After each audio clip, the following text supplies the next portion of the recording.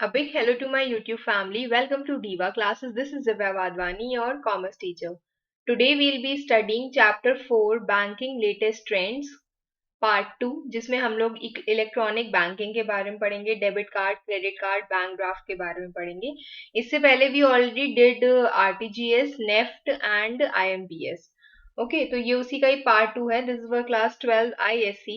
तो सबसे पहले से बोला गया इलेक्ट्रॉनिक बैंकिंग के बारे में. Any sort of banking transaction जो हम लोग कंप्यूटर सिस्टम के थ्रू करते हैं, इलेक्ट्रॉनिकली करते हैं या ऑनलाइन करते हैं, that comes under E banking. The that user, जो भी पर्सन है जो इलेक्ट्रॉनिक बैंकिंग कर रहा है, that person should have a PC, a browser, that should have access to the bank's website, और उसके उसके पास अवेलेबल बैंकिंग सर्विसेज होनी होती है. ठीक है. Electronic banking is banking over the internet, that is a part of virtual banking.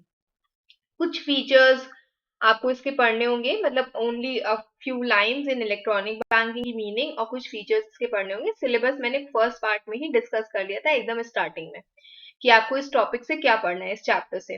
तो इसके बाद आते हैं इसके features. That there is no face to face contact, कि आपको जा करके बैंक नहीं करना है कुछ भी. Then both bank and the client को के पास कंप्यूटर या फिर मोबाइल होना चाहिए वेबसाइट को ब्राउज करने के लिए, विजिट करने के लिए. The client has to give e banking option to the bank, कि हाँ मुझे ई बैंकिंग चाहिए या इंटरनेट बैंकिंग चाहिए, और उसका ऑप्शन आपको बैंक को देना होगा, सो दैट वो आपको यूजर आईडी और पासवर्ड प्रोवाइड कर दें. That is changed later.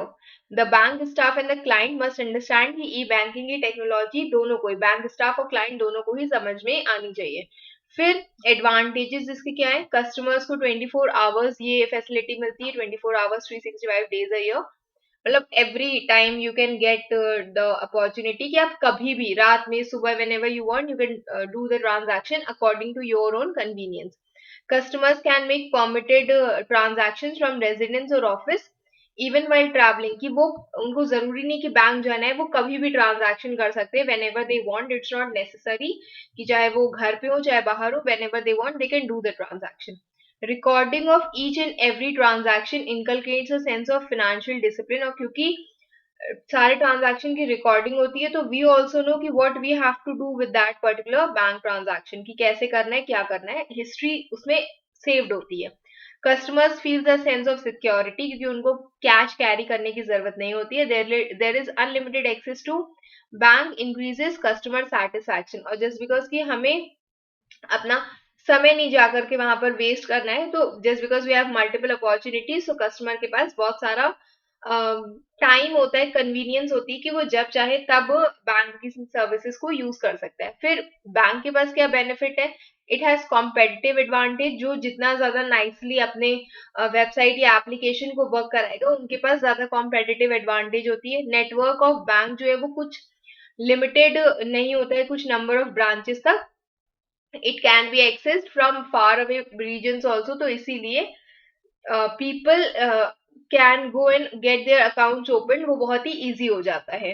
फिर centralize database reduces load on branches. और जस्ट बिकॉज की जो भी रिकॉर्डिंग्स है वो सारी सेंट्रल होती हैं, ठीक है, हेड ऑफिस से होती है, तो यहाँ पर क्या होता है, ब्रांचेस के ऊपर जो लोड होता है वो कम हो जाता है. ये बैंक के अकॉर्डिंग एडवांटेजेस हैं.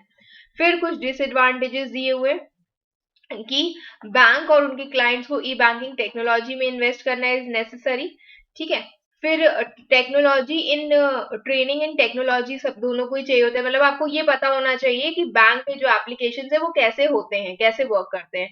Clients may not be able to transact due to defect और वायरस इन टेक्नोलॉजी. समटाइम्स ये हो सकता है कि हाँ उनका सर्वर नहीं चल रहा है, इंटरनेट नहीं वर्क कर रहा है, या उनका वेबसाइट नहीं काम कर रही है, तो this issues can be there. Then कोई भी एनी ओवरसाइट या error on the part of bank या फिर क्लाइंट जो है वो हार्मफुल हो सकता है. कि मान लो आपने ट्रांजैक्शन, किसी पर्सन को आपने ये 5 लाख रुपीज ट्रांसफर करने हैं, और आपने उससे एक जीरो कम, ये तो खैर बहुत ज्यादा ही मैं बता रही हूँ. अगर मान लो आपने किसी को 500 रुपए ट्रांजैक्ट करने और आपने एक जीरो एक्स्ट्रा लगा दिया है, ठीक है, तो उस टाइम पर उस चीज को अंडू नहीं कर सकते. हमें 500 भेजने थे, हमने 5000 भेज दिए, तो ये इश्यूज बहुत ज्यादा हो जाते हैं दोनों ही केसेस में. देन कुछ फॉर्म्स है इलेक्ट्रॉनिक बैंकिंग के, जिसमें सबसे पहला दिया हुआ है इलेक्ट्रॉनिक फंड ट्रांसफर सिस्टम, कि whenever we have to transfer या some sort of bill या salary या कुछ ऐसा फिक्स्ड अमाउंट पे करना होता है, तो उसके लिए हम लोग electronic fund transfer process use करते हैं। तो इसमें लिखा हुआ है सबसे पहले सेंडर का, वो अपने बैंक को ये नोटिस भेजेगा, वो पेमेंट सिस्टम को भेजेगा। Payment system in the sense की फॉर द ट्रांसफरिंग, और ट्रांसफर हो जाएगा उसके बाद रिसीवर्स बैंक है, और रिसीवर के पास एक नोटिफिकेशन आ जाएगा। इस सिस्टम में क्या होता है कि money can be transferred from one account to another, जैसे कि वेजेस हो गई, सैलरीज हो गई, एग्जांपल्स के तौर पे दिया हुआ है। फिर कंपनी के अकाउंट से अकाउंट्स ऑफ एम्प्लॉयज में जाता है without having large amount of cash to be transacted in hand, मतलब कैश कैरी करने की वहां पर जरूरत नहीं होती, तो दोनों एम्प्लॉय और एम्प्लॉयर को ये इजी रहता है। फिर इसके कुछ एग्जांपल्स दिए हुए हैं जिसको आपको बहुत ज्यादा डिटेल में पढ़ने की जरूरत नहीं है। सबसे पहले लिखा हुआ है डायरेक्ट क्रेडिट। आपको अपने एम्प्लॉयज या किसी के भी अकाउंट में बहुत ज्यादा कुछ क्रेडिट करना है, उनको पैसा देना है। तो सैलरी हो गई, पेंशन हो गया, डिविडेंड ऑन शेयर्स हो गया, इंटरेस्ट ऑन डिबेंचर्स हो गया, कमीशन, रॉयल्टी, ये सारी चीजें आप बैंक अकाउंट में क्रेडिट हो जाएंगी उनके। और डेबिट्स में आ जाता है कि अगर लोन इंस्टॉलमेंट्स हो गए, स्कूल फीस हो गई, मतलब ये वो चीजें जो फिक्स्ड अमाउंट पर हर महीने डिडक्ट हो जाती है। इंश्योरेंस प्रीमियम हो गया, टेलीफोन बिल्स हो गए, इलेक्ट्रिसिटी बिल्स हो गए, वाटर बिल्स, क्लब मेंबरशिप हो गई, क्रेडिट कार्ड ड्यूज हो गए। तो ये सारी चीजें डेबिट हो जाती हैं। These are part of electronic fund transfer system. फिर उसके कुछ एडवांटेजेस दिए हुए हैं, बहुत डीप नहीं पढ़ना है उसको, but still since it is given तो यू कैन स्टडी इट। तो सबसे पहले उसमें दिए हैं payments are made on due dates, there is no loss in transit, क्योंकि आने जाने में या पेमेंट करने में कोई भी लॉस नहीं होती, क्योंकि obviously you are not carrying the cash with you. Okay, फिर उसके बाद no expenses are to be made on correspondence, there is no mishandling of cash and transactions are effortless. फिर आता है एटीएम, दिस इज इम्पोर्टेंट, आपके question का exam के syllabus का पार्ट है ये। तो एटीएम ऑटोमेटिक टेलर मशीन, जिसमें लिखा हुआ है यहाँ पर a customer can withdraw or deposit money with the help of machine by inserting, उसका जो भी एटीएम कार्ड होता है वो इंसर्ट करके, प्लस उसमें जो उनका पर्सनल आइडेंटिटी नंबर होता है, फुल फॉर्म्स पढ़ लेना। तो दिस कैन बी यूज्ड, ये जो एटीएम होता है इट ऑपरेट्स 24 आवर्स की, बैंक वो जो मशीन होती है उसमें कैश होता है, एंड इट कैन ऑपरेट। अब आप रात में 2 बजे भी जाओगे, अगर जाओगे तो रात में 2 बजे, then also you will be the cash will be available to you. This is much less costly and less time consuming than human teller, या फिर जो बैंक एम्प्लॉयज होते हैं उससे ये कम कॉस्टली होता है comparatively.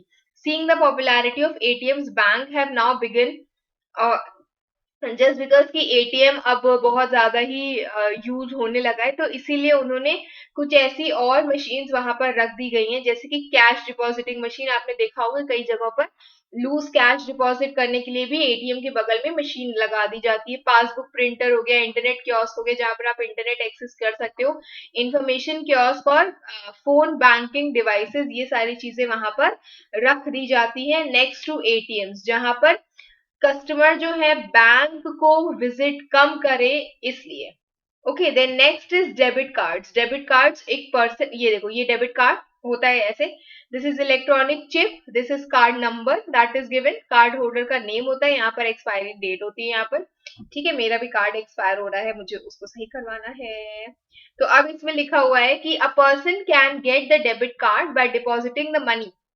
जब आप मनी डिपॉजिट करते हो, बैंक में अकाउंट खुलवाते हो, तो you get a debit card as per your option. आपको नहीं चाहिए तो मत लो उसको, ठीक है, मतलब ये नहीं कि वो जबरदस्ती आपको पकड़ा रहे, this is completely your choice. If you want आप उनसे बोल सकते हो, they will provide you.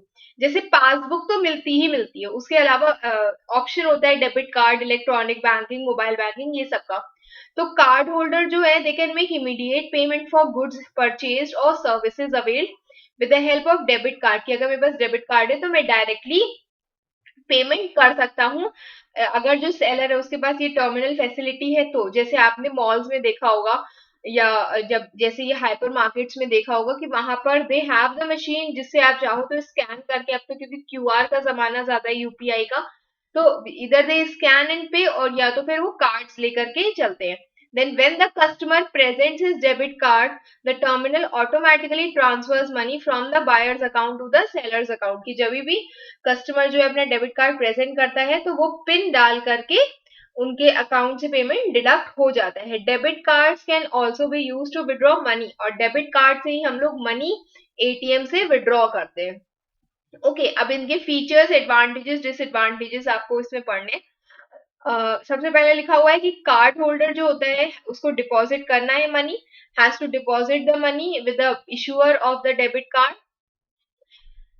Issuer of debit card ये आपका बैंक है, तो उसमें बोला गया है कि हमें बैंक को पैसा डिपॉजिट करना है तभी मुझे डेबिट कार्ड का कोई यूज होगा, खाली थोड़ी ना डेबिट कार्ड लेकर के घूमना है। फिर द कार्ड इट कंटेन्स, आप उसमें क्या क्या होता है, name, your address, your phone number of the card holder and the issuer of the card. मतलब ये एग्जैक्टली नहीं है कि हाँ नेम तो होता ही है, बट ये डिटेल्स आपको देनी पड़ती है जो कार्ड में मेंशन नहीं होती, but still it is there. Account खुलवाने जाएंगे तब ये होती है। ठीक है, फिर कार्ड जो है it can be used to spend money, जब आप जितना भी आपके अकाउंट में है उतना मनी आप उसमें पेमेंट कर सकते हो, और उसकी कोई भी क्रेडिट फैसिलिटी नहीं होती कि एक्स्ट्रा पेमेंट आप उससे नहीं कर सकते हो। कार्ड होल्डर को कुछ चार्जेस पे करने होते हैं जो कार्ड होता है उसके लिए, जैसे ईयरली चार्जेस या कुछ हो जाता है, तो वही पे करने पड़ते हैं उसको। उसके बाद कार्ड होल्डर जो है they can buy things from time to time with the help of debit card, कुछ सामान वो परचेज कर सकते हैं, और कार्ड होल्डर को कुछ इंसेंटिव भी मिलता है, जैसे कि एडिशनल बेनिफिट्स या डिस्काउंट, ये सारी चीजें बहुत ज्यादा उनको मिलती हैं। ओके, तो इसमें debit card versus credit card, ATM, इस सिर्फ आपको फीचर्स और डिफरेंसेस पढ़ने हैं, एडवांटेजेस डिसएडवांटेजेस इसमें नहीं है, मतलब आपके सिलेबस में नहीं पूछा गया है, तो that is why I have not mentioned here. फिर डेबिट कार्ड हो गया, एटीएम हो गया। इसके बाद आता है क्रेडिट कार्ड। ठीक है, credit card this is like this again, the electronic chip, the card holder number, the card's number, the card holder's name and the expiry date. फिर इसके बाद इसमें दिया हुआ है कि anybody जो who has a good reputation they can get their credit card from the bank. A person need not have money, उसके जरूरी नहीं कि उसके पास बैंक में पैसा हो क्रेडिट कार्ड इशू करवाने के लिए। ये एक तरीके की ओवरड्राफ्ट फैसिलिटी होती है कि आपके अकाउंट में पैसा नहीं भी हो फिर भी आप क्रेडिट कार्ड इशू करवा सकते हो जब आप अकाउंट खुलवा रहे हो तब। नेम, फोटो, सिग्नेचर चाहिए होता है कस्टमर का, नेम ऑफ इशूइंग बैंक और डेट ऑफ वैलिडिटी, ये सारी चीजें उसमें होती हैं। ठीक है, photo not necessary, not every time necessary. Card holder can buy goods and services with the help of credit cards, और वो ही keeps on depositing the money used as per the agreement of the bank. देखो credit card का एक फायदा होता है कि सपोज करो आपने अभी अप्रैल 30 तक कोई पेमेंट किया है, ठीक है, तो अभी ये पैसा आपके अकाउंट से नहीं डिडक्ट होगा, ये डिडक्ट होगा अगली मान लो 15 मई के बाद। ओके, तो वो जो पोस्टपोन पीरियड होता है उस टाइम पर पैसा आपके अकाउंट से डिडक्ट होता है, तुरंत नहीं डिडक्ट होता है। तो this is what credit card tells you कि वो जो आपके अकाउंट में पैसा है वो उस समय बाद में डिडक्ट होगा। अभी आप उसको ऐसे ही यूज करो, एक उधार के जैसे यूज करो। फिर इसमें लिखा हुआ है कि इसके कुछ फीचर्स होते हैं। Card holder obviously he must have good reputation, तभी उसको मिलेगा, कोई चोर उचक्का आएगा तो उसको क्रेडिट कार्ड नहीं इशू किया जाएगा। There is no need to deposit money in advance, जब आप लेटर उसको इशू करोगे तब आपका जो मनी है उसमें से डिडक्ट हो जाएगा। Card holder it contain, the card contains, आपकी पर्सनल डिटेल्स होती है उसमें, नेम एंड एड्रेस और ऑफ द बैंक। ठीक है, फिर credit card allows credit facility, credit facility provide करता है। कार्ड होल्डर जो होता है he makes payment after using the card, card use करके, जैसे हमने एग्जांपल दिया 30 अप्रैल तक आपने कुछ शॉपिंग किए, खर्चे किए, उसके बाद वो अगली 15 मई को डिडक्ट होगा उसमें से पैसा। कार्ड होल्डर कुछ चार्जेस पे करता है क्रेडिट कार्ड के, और इसके लिए आपको भर भर के इंसेंटिव्स मिलते हैं क्रेडिट कार्ड्स में। फिर उसी के बीच का कुछ डिफरेंसेस दिए हुए, this you can study, this PDF I will send you on Telegram. ठीक है, अब आता है मेरा एसएमएस अलर्ट्स, और ये भी डेबिट कार्ड क्रेडिट कार्ड बहुत ज्यादा नहीं, you can study 3 to 4 points maximum. फिर एसएमएस अलर्ट्स आता है। अब SMS alerts you all know कि वेन एवर द बैंक, आप कोई भी ट्रांजैक्शन करते हो बैंक से, तो मनी डिडक्ट कर रहे हो, सॉरी डेबिट कर रहे हो या क्रेडिट कर रहे हो, पैसा भेज रहे हो या आपको रिसीव हो रहा है, तो उसके लिए जो बैंक है वो आपको मोबाइल नंबर उनको देते हो, और उसी पर ही आप whenever you make a transaction whether debit और क्रेडिट, तो एक मैसेज ऑटोमेटिकली आपके बैंक मोबाइल पर आ जाता है। ये बताता है आपको the nature and amount of transaction, date and the balance जो है आपके अकाउंट में, ये आपको इससे पता चल जाता है एसएमएस अलर्ट से। Okay, then now next is the last one is bank draft. Bank draft क्या कहता है कि ये एक टाइप ऑफ चेक होता है that is drawn by the bank either on its own branch या फिर on the other bank in favour of a third party. Suppose करो कि अच्छा, ये अर्लियर जमाने में अभी भी चलता है नो डाउट, बट अभी क्योंकि ऑनलाइन पेमेंट ज्यादा हो गया तो इसका जो यूज है वो थोड़ा सा कम हो गया है। ठीक है, तो सपोज करो कि कोई थर्ड पर्सन है, कोई कॉलेज है, मुझे कॉलेज की फीस सबमिट करनी है। ओके, तो इधर I go and go for online payment, या फिर हम क्या करेंगे, हम अपने बैंक के पास जाएंगे और हम उनको बोलेंगे कि हमें एक डिमांड ड्राफ्ट बनवाना है। डिमांड ड्राफ्ट कस्टमर की डिमांड पर जो विड्रॉल कार्ड बनता है या फिर विड्रॉल ये चेक जैसा बनता है, वो हम लोग को ड्राफ्ट कहते हैं। तो हम उनको बोले कि हमको 3,000 रुपए का एक डिमांड ड्राफ्ट बनवाना है। उन्होंने हमको क्या बोला, उन्होंने कहा कि एक फॉर्म तुमको दे रहे हैं, तुम इस फॉर्म को भर दो। उस फॉर्म में मेरा नाम, जिसके लिए जाना है उनका नाम, उनकी फर्दर डिटेल्स कि वो कहाँ रहते हैं, या फिर कोई मतलब कॉलेज है तो पूरे कॉलेज का नाम, और उसके बाद उनका जो अमाउंट है वो इसमें चला जाएगा। ठीक है, ये मैंने उनके नाम से ला दिया। अब जब हम उनको वो वाला पेमेंट करेंगे तो वो वहीं पर ही चला जाएगा, उनको हम दे देंगे वो वाला ड्राफ्ट। तो इसमें लिखा हुआ है this is some sort of offline facility, जिसमें लिखा हुआ है कि अनदर बैंक या थर्ड पार्टी के नाम से आप इशू करते हो। तो इसमें देखो क्या लिखा है, कॉर्पोरेट यूजर, मान लो कंपनी यूजर है, वैसे तो इंडिविजुअल्स भी बना सकते हैं। वो क्या करते हैं, वो डिमांड ड्राफ्ट इशू करते हैं, सिलेक्ट करते हैं पेई को जिसके नाम पर बनना है, और उसके बाद पेमेंट डिटेल्स डाल देते हैं, और वो पेमेंट, वो जो फॉर्म है, हम को मिल जाता है ड्राफ्ट, हम वो ड्राफ्ट लेके चले जाते हैं और उस पर्सन को दे देते हैं जिसके नाम से वो बनना है। It is payable to the person named in it, और या फिर उसके ऑर्डर पर। It is always payable on demand, और इसीलिए हम लोग इसको डिमांड ड्राफ्ट कहते हैं। बहुत कन्वीनियंट और सेफ होता है कि अगर हमें मनी सेंड करना है from one place to another, offline होता है ये। पर्सन जो है उसको ड्राफ्ट अगर भेजना है तो पहले उसको फिल करना पड़ता है प्रिस्क्राइब्ड फॉर्म में। ये जो फॉर्म है this is duly filled in along with the amount, जो भी आपका अमाउंट है ड्राफ्ट का, प्लस कमीशन अगर कुछ भी पड़ती है, अगर कुछ एक्स्ट्रा चार्जेस पड़ते हैं बैंक द्वारा, तो वो आप इसमें भेज देते हो। मतलब इसी में होता है, समटाइम्स इट इज आपके, वैसे तो अब जो आई गेस की फैसिलिटी है, अगर इसकी ड्राफ्ट की बहुत पहले बनता था, तो उसमें आपके अकाउंट से ही वो चीज डिडक्ट हो जाएगी। नहीं तो फिर you have to go to some bank, आप एक्स्ट्रा कैश ले जाओ, उनको बोलो कि ये इसी का ही बना दो। He then sends the draft to the receiver by the post और कोरियर। अगर मान लो दूर रहते हैं कहीं, तो हम उनको पोस्ट या कोरियर के थ्रू भेज सकते हैं। जो रिसीवर है वो अमाउंट, ये जो ड्राफ्ट है वो उसको मिल जाती है, और उसके बाद ये जो ड्राफ्ट है वो अपने बैंक में जा करके दे देता है। तो इसका ये एक फाइनेंशियल इंस्ट्रूमेंट है to remit money from one place to another. ठीक है, फिर उसके बाद इसके कुछ फीचर्स दिए हुए हैं कि money can be transmitted easily, आप बहुत आसानी से मनी ट्रांसफर कर सकते हो। इशूइंग बैंक, जो बैंक ड्राफ्ट बना रहा है वो कुछ कमीशन चार्ज करता है।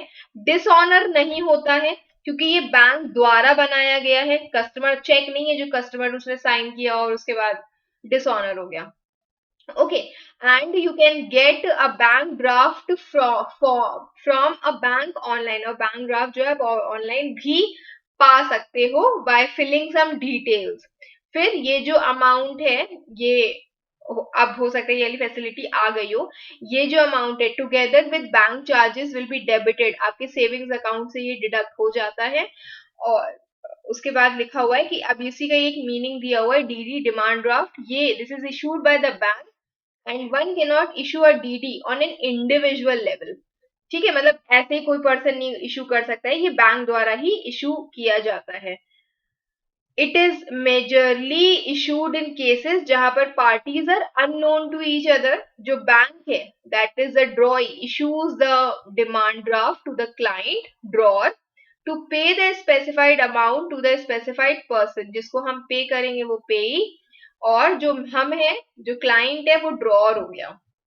ओके, ये देखो इसी का एक एग्जांपल ये दिया हुआ है आईसीआईसीआई बैंक का, कि ये फॉर्म आपको फिल करना होता है, तो उसके बाद you get a demand draft on it. ये आगे का हिस्सा, ये पीछे का हिस्सा, मतलब एक स्लिप के जैसे ही होता है, बस आपको इसमें डिटेल्स फिल करनी होती हैं।